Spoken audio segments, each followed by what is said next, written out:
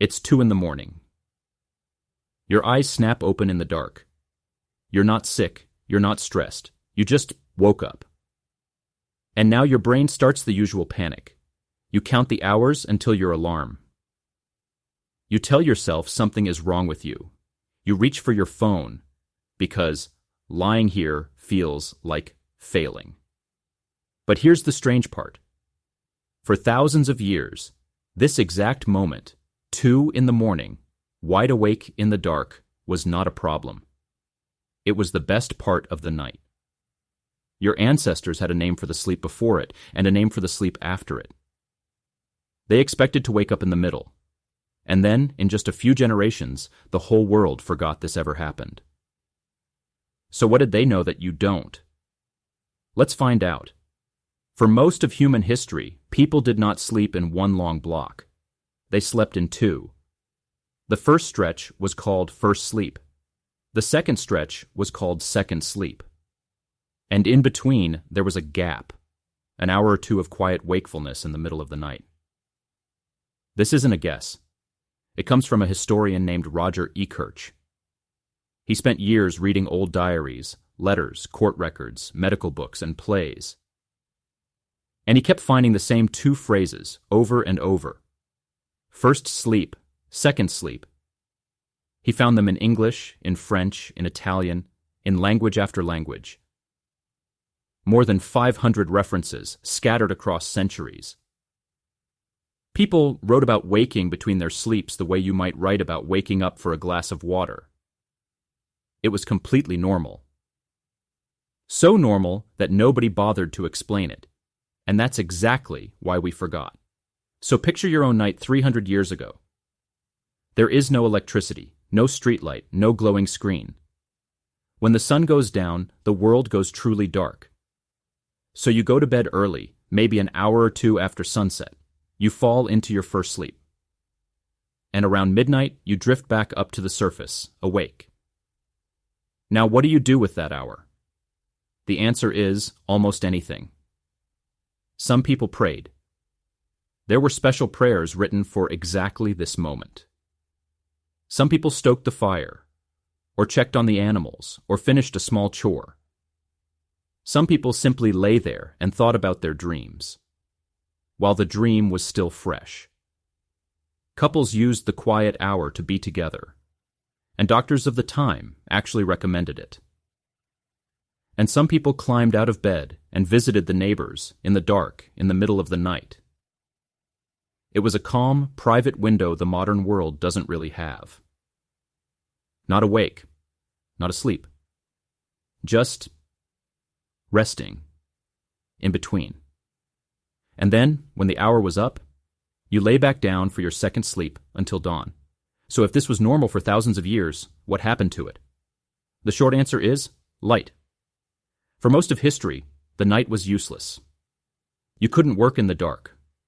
You couldn't read in the dark, so you slept through it in 2 pieces with a rest in the middle.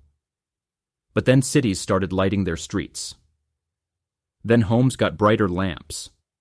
Then gaslight. Then the electric bulb. Suddenly, the night was no longer empty. You could stay up, you could work later, you could be entertained after dark. So bedtime slid later and later. And the factory changed the other end.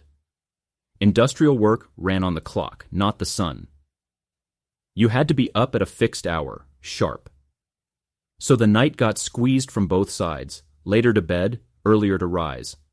The long 2-part night got crushed into one short, solid block. And the quiet hour in the middle. There was simply no room for it anymore. Within a few generations, the words first sleep and second sleep vanished from everyday language. By the early 1900s, almost no one remembered them at all.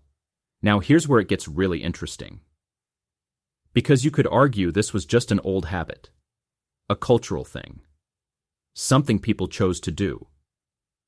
Then, in the 1990s, a scientist named Thomas Wehr decided to test it. He took a group of people and did something simple but extreme. Every night, for a month, he put them in darkness for 14 hours straight. No lamps, no screens. Just the kind of long, deep night your ancestors actually lived in. At first, the people slept in one long block, like modern people do. But after a few weeks, something shifted. Their sleep split in two. They fell asleep, slept for several hours, woke up for a quiet hour or two in the middle, then fell back asleep until morning. The exact pattern from the old diaries reappearing on its own in a modern lab. And during that waking hour, their bodies were calm. Hormone levels suggested a peaceful, almost meditative state. The body hadn't forgotten anything. Take away the artificial light, and it quietly goes back to sleeping the old way. So let's go back to you at 2 a.m. Wide awake. Convinced something is wrong. Maybe nothing is wrong at all.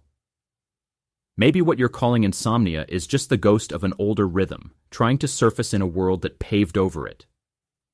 Now be careful here. This isn't a doctor's note, and not every sleepless night is ancient and beautiful. Some historians also push back, and argue this two-part sleep wasn't quite as universal as it first sounds. Where the record is debated, it's only fair to say so. But the core idea is hard to ignore. For almost all of human history, waking in the dead of night was not a malfunction. It was the most natural thing in the world. The panic you feel at 2 a.m. might not be coming from your body.